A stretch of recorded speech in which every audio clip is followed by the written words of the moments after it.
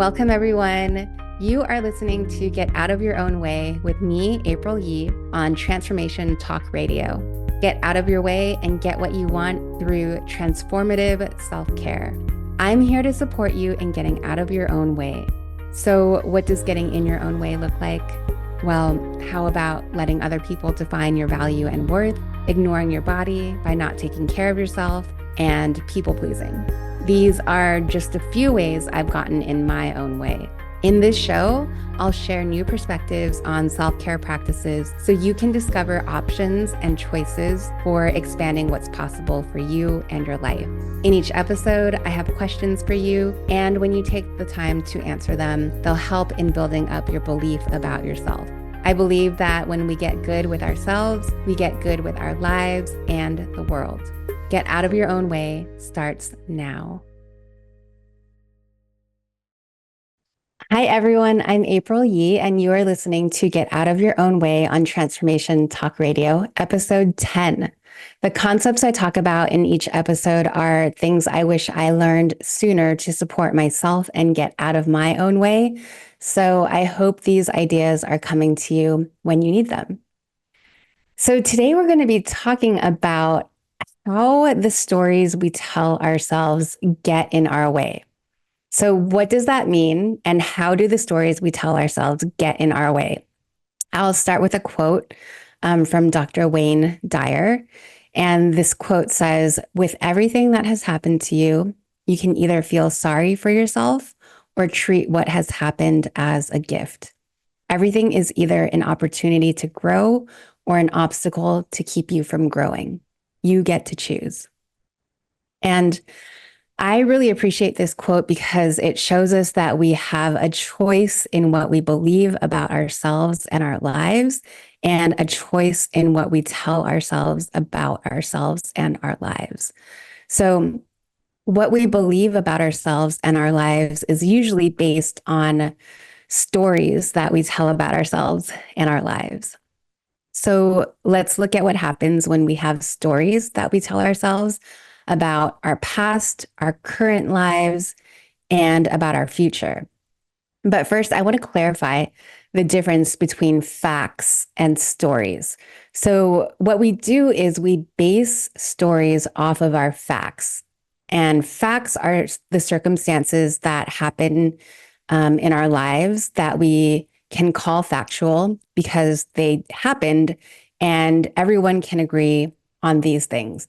Like if you were arguing in a court of law, it would be a fact based on measurable evidence. So the weather is a fact because we can measure it and everyone can agree that it's 76 degrees Fahrenheit today, for example. Or I have one brother and one sister is a fact. My birthday is in January is a fact. My age is a fact. I live in San Francisco is a fact. I weigh 132 pounds is a fact. I am single and never been married is a fact. But what we do with the facts of our lives is that we usually make up stories about these facts. We make the facts mean something about ourselves or about our lives. And this isn't a bad thing in and of itself.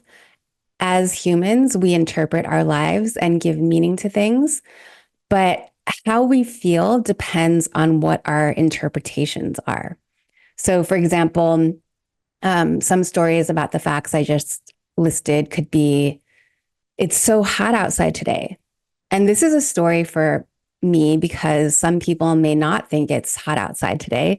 Someone else might say it's so pleasant outside today. Another story I would make up about a fact is I had to be the responsible older sibling. Another story about a fact is because I'm a Capricorn, I'm supposed to be ambitious, disciplined, serious, and critical. And that's a story about a fact that I was born in January. I'm old is a story about the fact of my age. Some people might agree that I'm old, and some people might think I'm young. So that's why it's a story. I live in one of the country's best cities is a story about a fact that I live in San Francisco. I'm not at a good weight for myself is another story about a fact. And it's so hard to find a partner, or I'll never find a partner is another story about a fact. So, are you getting a sense of it now? Basically, as human beings, we love to make up stories about facts, and this is how we experience our lives. And sometimes the stories serve us, and sometimes they hurt us and get in our way. So if I keep telling myself the story that it's hard to find a partner or I'll never find a partner, how do you think that will affect how I show up when I'm meeting new people or going on dates? And sometimes even some of the observations we make about ourselves are more like stories about ourselves instead of actual facts about ourselves. And we can change the stories if we want. And I did talk about that in the previous episode about believing new things. And if you haven't listened to that one yet, you can go check it out. So, where else in our lives do we tell ourselves stories? We tell ourselves stories about our past, about our present, and about our future. We tell stories about people in our lives, about things that happen to us, about things that we have or don't have. We are always telling ourselves stories. So why not make them good ones instead of bad ones? And this isn't to say that we need to have toxic positivity in our stories about ourselves, but rather to show that we get to interpret our past, our present, and our future the way we want to on purpose. And we get to choose the story we tell ourselves about everything. So, does that seem radical or delusional to you? If you think about it, whatever story we might be telling ourselves about something, that could already be considered delusional because what is it based on? It's based on some automatic reactions to circumstances that happened, and it's based on our interpretation of things. And when we tell ourselves stories on purpose instead, we're just choosing intentionally how we want to think about things in ways that serve us versus automatic ways that may not serve us as well. And I've been using the phrase serve us and not serve us. And I had a client ask me to clarify what I meant by this one time. And since it was a question for her, it may be a question for others. So I'd like to address it here. And when I say that something serves us, I mean that it is something beneficial for us or a healthy behavior or choice. And when something doesn't serve us, it may hurt us, may cause us pain or suffering. It's not beneficial for us, and it may be an unhealthy behavior or choice. And wouldn't it be helpful for us to know the difference and have agency in this for ourselves? So, as an example, here I'm going to present three stories about something that happened in my past. Actually, one will be based on facts. So, this first example, in 2015, I got very sick and didn't know what was happening to me or my body. I knew I was sick, but I didn't know what was wrong. And I went to see a doctor who ended up misdiagnosing me. And for 2 weeks, my symptoms got worse and worse until I saw another doctor. And that doctor finally um, chose the right test to do. And I was called into the ER to talk to the doctors. And they told me that I had a blood infection and that the blood infection had also, the bacteria in my blood had vegetated on my heart and ate up two of my heart valves. And I was admitted to the hospital within 24 hours. Within the next 5 days, I had to do these terrible tests that were painful and traumatic. And finally, on the sixth day, the doctors, my surgeon performed emergency open heart surgery on me. And that experience was so traumatic and scary. And now I can't live my life the way that I want to, that I used to before. I used to be able to work 14-hour days. I used to be able to have the energy to go everywhere and do everything that I wanted to do. And now I can't. And that's one way to tell the story. And that was actually kind of hard for me to do because it was such a different perspective than how I actually thought about things and went through things. But it could be easy to have gone down a negative route facing something as big and traumatic as that for some people. And so another way I could tell that same story is that in 2015, I got very sick. I didn't know what was happening to me or my body. And I finally saw the right doctor who did the right tests, and I was admitted to the hospital. I did have to go undergo pre-procedure treatments to see so the doctors could find out exactly what was going on with my heart and my body. And then I did undergo an 11-hour long surgery where my surgeon worked very hard to repair two of my heart valves and save my life. And after that experience, I recognized that I got a second chance to do things differently. And now I'm living my life in a way that is even more aligned with who I want to be and what I believe my purpose is. So that's another way that I can tell that story. And what does it sound like to focus on the facts only? So, this third way I can tell the story or tell the facts is that in 2015, I contracted a blood infection that damaged two of my heart valves. I was admitted to the ER and then to the hospital. And over the course of 5 days, I went through a blood transfusion, an echocardiogram, a chest x ray, and a transesophageal echocardiogram. On the sixth day, I underwent an 11-hour long surgery. The surgeon used animal tissue valves to replace the damaged mitral and aortic valves. I was in the hospital for 1 month. And I could tell you about the facts of my recovery process once I got home from the hospital and what that entailed. But I think you get the picture when there's no story associated with the facts.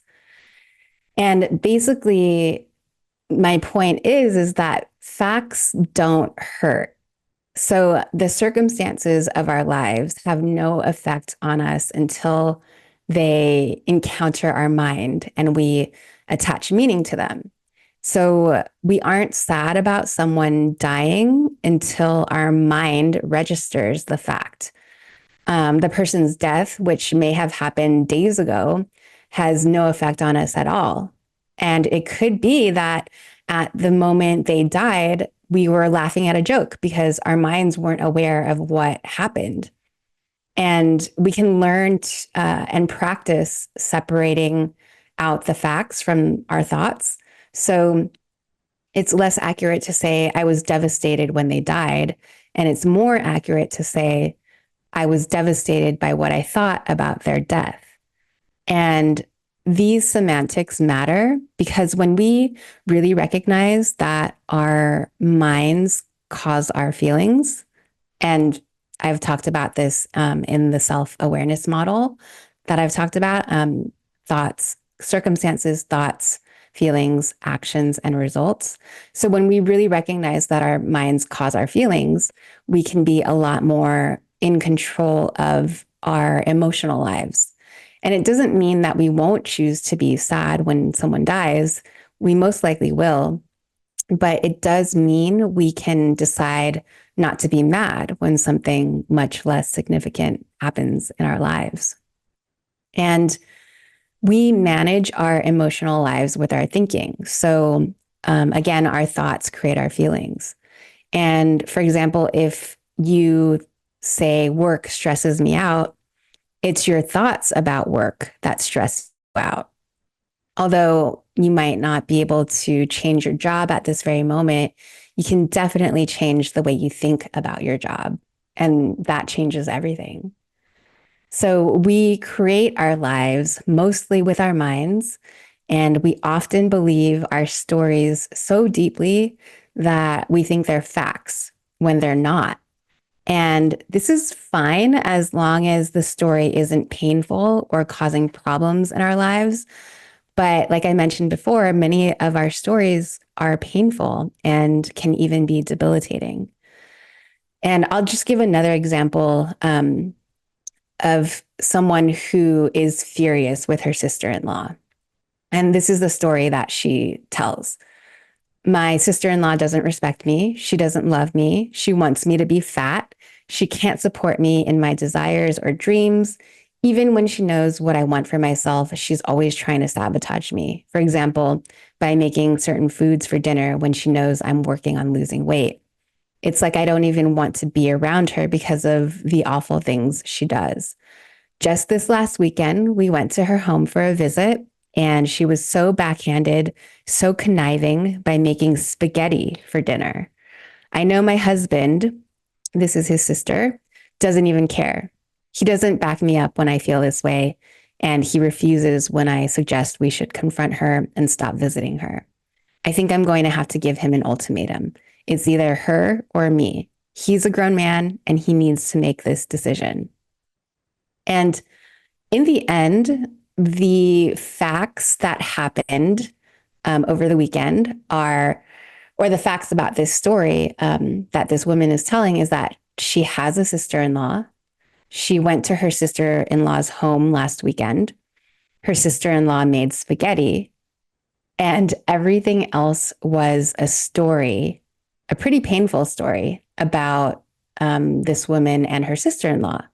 And so this woman's sister in law had made spaghetti, which she interpreted as conniving and an attempt to sabotage her weight loss. And could the spaghetti perhaps have meant something else to her sister in law? Were there any other ways to interpret the facts that might feel better? And she could acknowledge that maybe her sister in law made spaghetti because her brother loves spaghetti. She's Italian and it's one of her specialties. So either her original story or the latter one could be true, but which one serves her better? And which story serves the relationship better? And even more, she could consider how it felt to leave the facts alone and not insert a meaning or a story about those facts. So my sister in law made spaghetti. Without a story, this fact doesn't hurt. And facts never do hurt. And so when we realize that we're creating a painful story, we can learn how to separate out the facts from our story. And then we get to create our pain or our peace or our happiness by how we choose to interpret the facts. And in thinking about the stories we tell ourselves, this brings up a couple things that I think are important for us to consider. So, one question is, where does the past exist? And what does it mean to fight or argue against reality?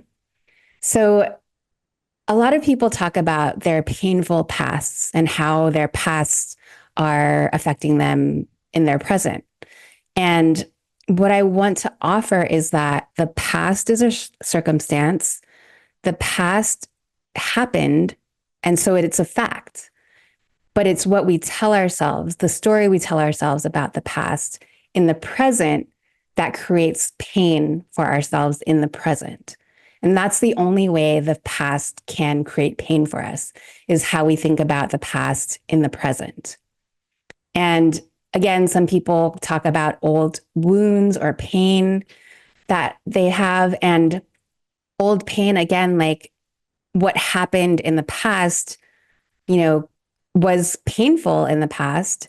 And the only way it's creating pain for us now in our present is because of the way we're thinking about what happened in the past.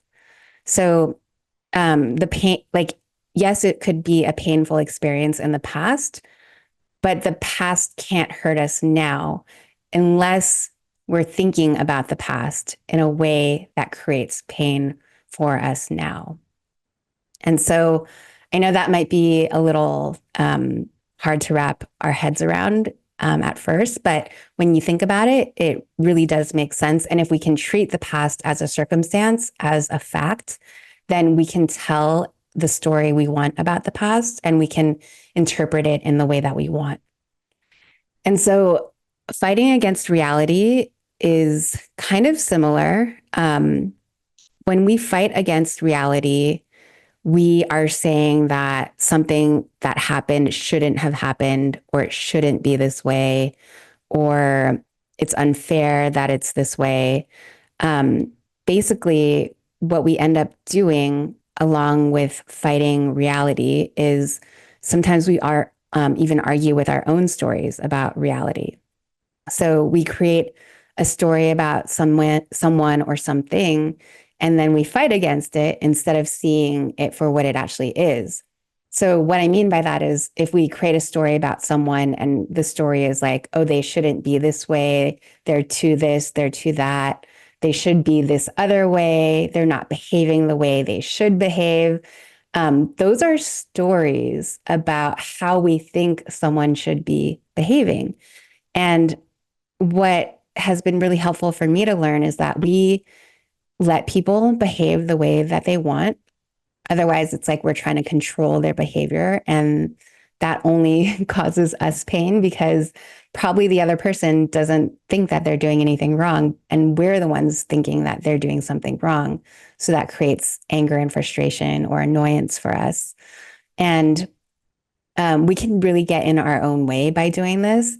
And sometimes it's really hard to even see that we have stories about people or things or our past. We just think that they're true, that they're facts. And this is where a life coach can provide value and perspective, and where a life coach can see that there's a story and help you see how to unravel or disengage from the story, or even to tell the story in a different way that serves you. And we can unravel the facts from the story. And so, how do we retell our stories in ways that serve us?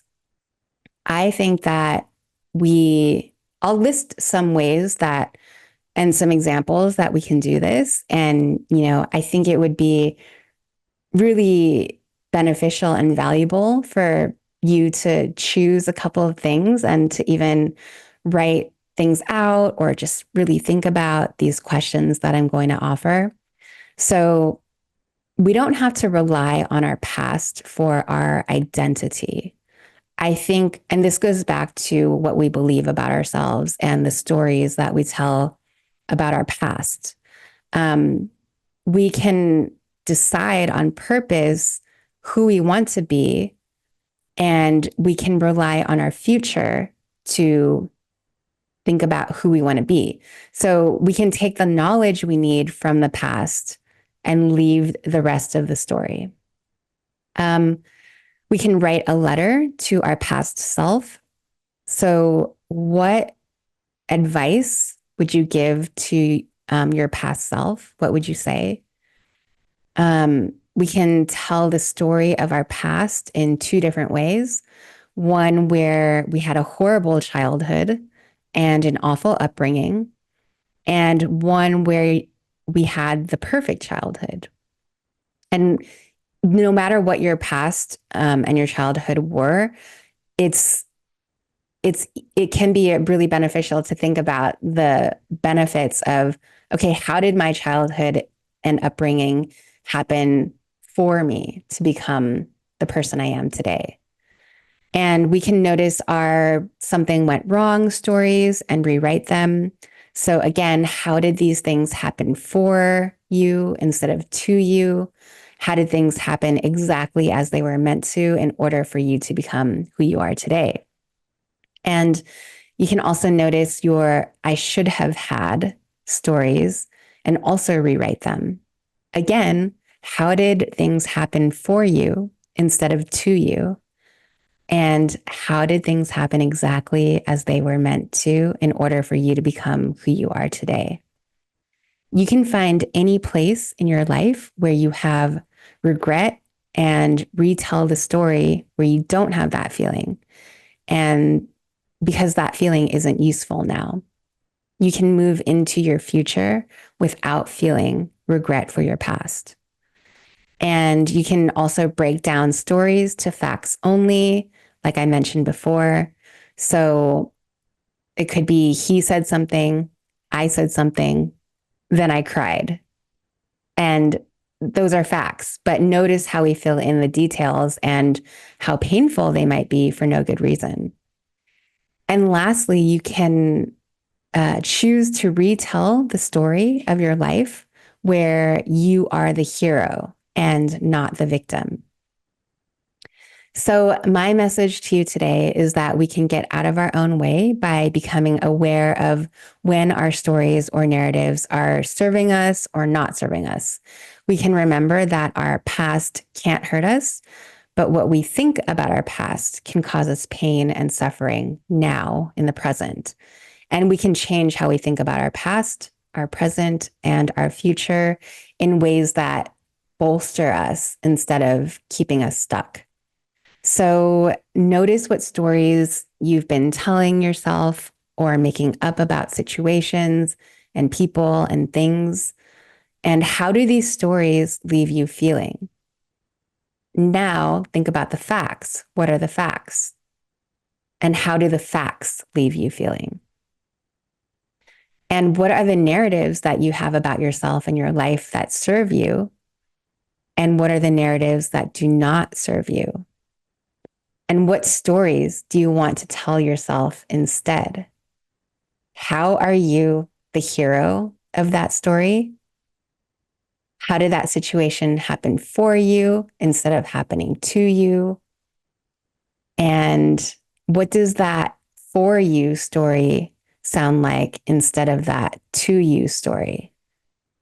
And how do you feel after telling yourself the for you story? I'm so glad you joined me for this episode of Get Out of Your Own Way. To go even deeper, join me for Self-Care Sundays, monthly drop-in sessions, and you can find out more at healingmodalities.com. You can also sign up for my weekly Self-Care Seeds newsletter there. And join me again for Get Out of Your Own Way every other Thursday at 6:30 p.m. Eastern, 5:30 p.m. Central, and 3:30 p.m. Pacific time. Next time on Get Out of Your Own Way, I'll be talking about our future selves and how we can take care of them now. And if you have any goals, your future self is the one who is going to accomplish them, right?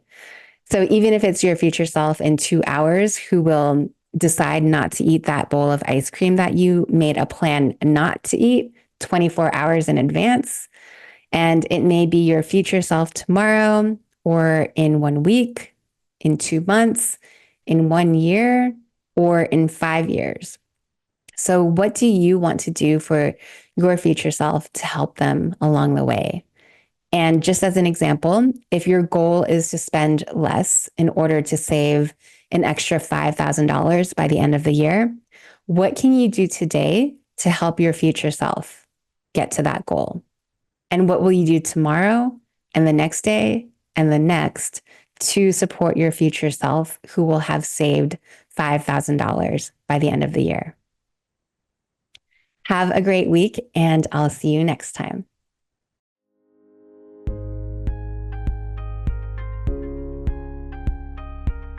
You have been listening to Get Out of Your Own Way. Get out of your way and get what you want through transformative self-care with me, April Yee. Tune in every Thursday at 3:30 p.m. Pacific on Transformation Talk Radio. In each episode, I present you questions that support you in building up your beliefs about yourself. To connect with me or for more information, you can email me at thehealingmodalities@gmail.com or visit my website, thehealingmodalities.com. See you soon.